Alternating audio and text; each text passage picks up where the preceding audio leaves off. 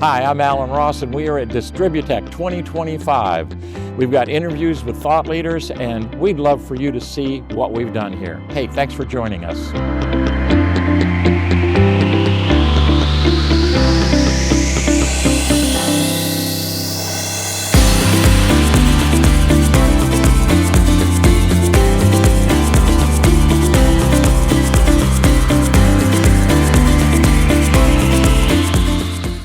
My next guest is Javiera McGuiggan. We've done this a lot of times, haven't we, Javiera? Pleasure. Yeah. So first thing I want to do is, I know you changed titles. You continued your old job, and they added a little bit more to you at Cargill. You are the global head of Bioindustrials. Yes. What does that mean other than FR3? So Bioindustrials, as an area of Cargill, takes the food-derived products. Sometimes it's replacement of things. Okay. So it takes oils or starches and it turns them into an industrial application. Okay. And there's a bunch. You can use oils to make candles, to make foams for mattresses or for shoe insoles. You can take starches to make fiberglass or this pink insulation that goes inside of the walls. Yes. So there's a bunch of other applications. The latest thing that I'm working on, though, is cooling for data centers. So computers have a lot more concentration in those chips. They get very hot.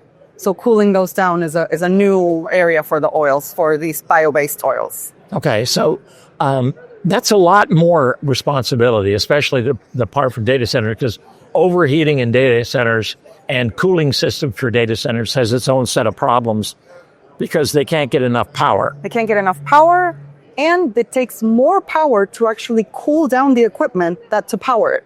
Right. And that whole equation is really, really hard for any city that wants to open their doors to data centers. I just did an interview with the lady that kind of runs the whole area for Georgia Power.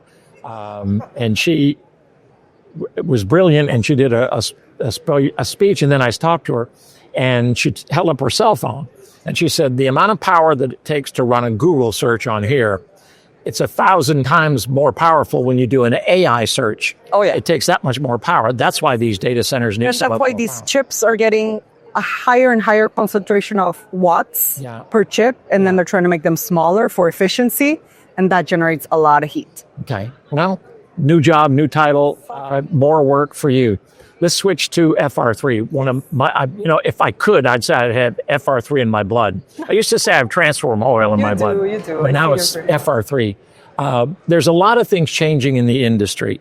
FR3, in and of itself, a global product, is growing.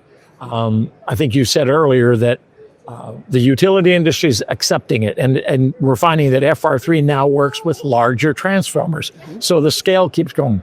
But wind and solar, rapid growth everywhere in the world. Dramatic drivers of the growth, for sure. I feel this category in the last 3 years for us has more than doubled the volumes globally, everywhere. Very much driven by solar and wind. And not only because they are logically a good mission that we shared together of doing more of a bio-based, friendlier to the earth kind of solution. That is one piece.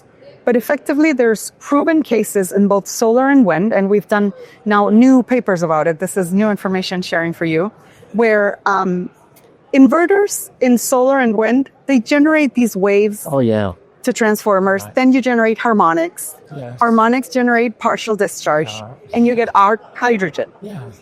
And the hydrogen released in a transformer is very dangerous. It's a safety risk. You could have a hydrogen bomb, basically, in your transformer because of this operation. So the newest case that we've put out in a paper, and everyone can go research it, is how FR3 has two properties that help in that. One is it has a much higher partial discharge inception voltage, which reduces the release of partial discharge. And it also has double bonds. It's a molecule thing where it kind of traps these hydrogens, just like it did with water. And that's how you keep the paper dry, because it kind of takes a little hydrogen from that water. It also likes this hydrogen can tend to be released there, and it associates it to the molecule, and then you have way, way, way less hydrogen. So it dramatically reduces that risk. Is it the same FR3, or is there a technological difference that you've done? You haven't had to do anything to FR3? The other innovations that we're looking into add to FR3 in the future are things like helping larger sizes. Now that we're moving on to power units that are larger, they have more of an issue with stray gassing. And that's one of the things that we're working on to improve that. But this that I'm talking to you about, reducing partial discharge in renewable energy application, both wind and solar, is purely the same FR3 as always. So we've been successfully doing that just by doing a retrofill to a normal transformer out of the mineral oil and with FR3 solve the problem. Okay, that's going to bring up another question before I get there. The harmonics and the transients created by a lot of the distributed energy, particularly wind and solar, is creating a huge problem for power quality at the grid edge, right? And the data centers are at the grid edge. They have to have clean power. Yep. Industrials, especially if you're running robotics, have to have clean power. So the solution that you just mentioned actually impacts the power quality coming to this, as I call it, the underserved part of the... Yes, it impacts the whole grid resilience, stability, reliability, and especially when you have operations like these where we don't realize it, but our life depends on these data centers now because we use maps or anything. All this AI technology uses even more power and data, and it's keeping the whole world running. So it's a solution that makes the whole grid more robust. Yeah. You said it's a partial discharge. It's an inception voltage is a metric of how that is a higher value in natural esters like FR3. Okay. So it helps control those partial discharges much better. Really? And you've got a paper on that? We have a paper. I will publish that if you get that paper to me when you get back. That's brilliant. That's really... We just presented a poster at the American Clean Power recently. Yeah. That's excellent. Let's go to distribute. Talk about hot topics. Yeah, hot topics. There's another hot topic. We recently had a fire right outside of Heathrow Airport, kind of disrupted. My son lives in London. It disrupted him, so he ended up having to take a flight out of Stansted instead of Heathrow. Talk a little bit about that. Oh, well. So it's always tough for us because we never want to imply in any way that we're gloating on someone else's tragedy, right? Yeah. We're thankful that this time I don't think I've heard of any casualties, but over 300,000 people impacted. One of the largest airports in the world, closed for 18 hours because their substation, we don't know exactly yet. It's under investigation, so I can't talk to the exact cause, but it seems to be an overloading that generated a failure and then hence an explosion. It's a 25 metric ton size of transformer that once the fire starts in mineral oil, it has to burn the whole fluid until the end. Exactly. When a car explodes, right? Yes. It keeps burning until the oil is gone. And it's sad for us because we know that can be avoided. Like that doesn't need to happen anymore. And the estimation, the current ones that I've heard, just for the cost and disruptions is over $100 million so far. And don't count personal disruptions, things you miss that you can't get back, airlines compensating people, over 1,000 canceled flights, et cetera, on top of rebuilding this whole substation, right? So it hurts me to the core when I talk to a utility and they either don't want to share their data on failures and explosions because no one likes to share their pain points, right? Dirty laundry, you don't want to expose. I totally get it, but you get a rejective answer of fires are not that common.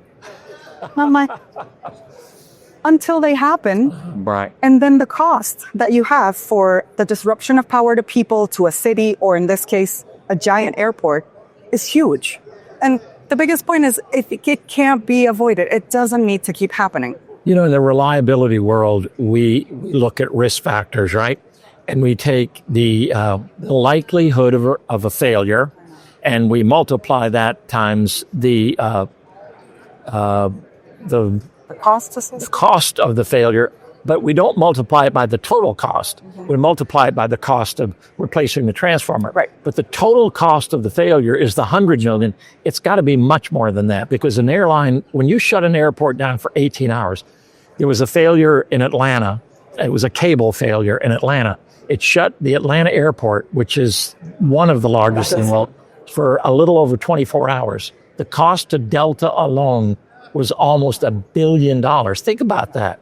So the idea of failures, well, doesn't happen that often. Sure. The frequency might not be there, but the severity is huge. The severity. So there's that thing It's not a fire. People forget it's an explosion. Yeah, right. It breaks or destroys your whole substation if you have one unit that fails. And people don't understand. You can't put it out.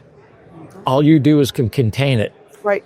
So the fire department comes, they contain it, and that thing's going to burn itself out. I hope, Alan, for the future, there's some very delicate operations such as airports, Right. that at least you have a little more of a sensitivity to thinking about these new solutions. I always talk about the U.S.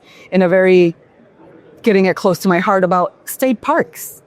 How horrible. We already saw fires in California for whatever reason those happened. But if you have a beautiful monument or a state park and that has transformers, why don't we take care of at least those symbolic, very important, or people gathering places like any? Right now. You have big transformers installed on childcare places and parks, and that's the least of the place where you want any of these tragedies to happen. So I hope at least those more sensitive applications get a little more conscious because of this sad example of what happened at Heathrow.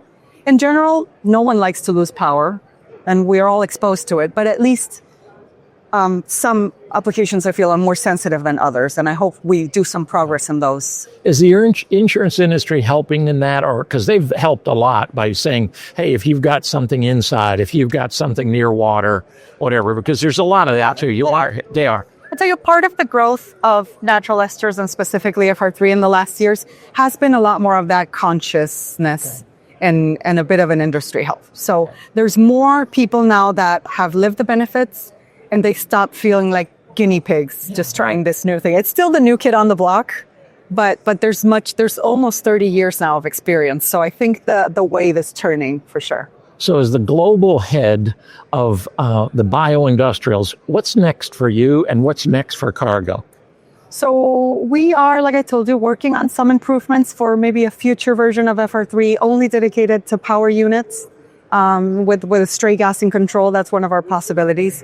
We are working on a synthetic fluid for Europe that still is very tied up with that solution. So we're working on releasing that in Europe.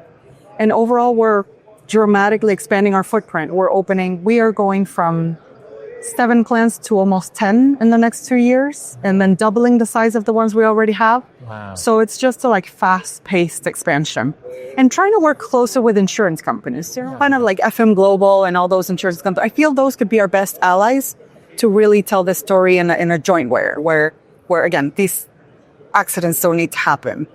The International Asset Management Association, which I'm a part of, you need to get involved with them because when they're beginning to look at assets in a different way than they did in the past, because they always thought of assets more of the production equipment.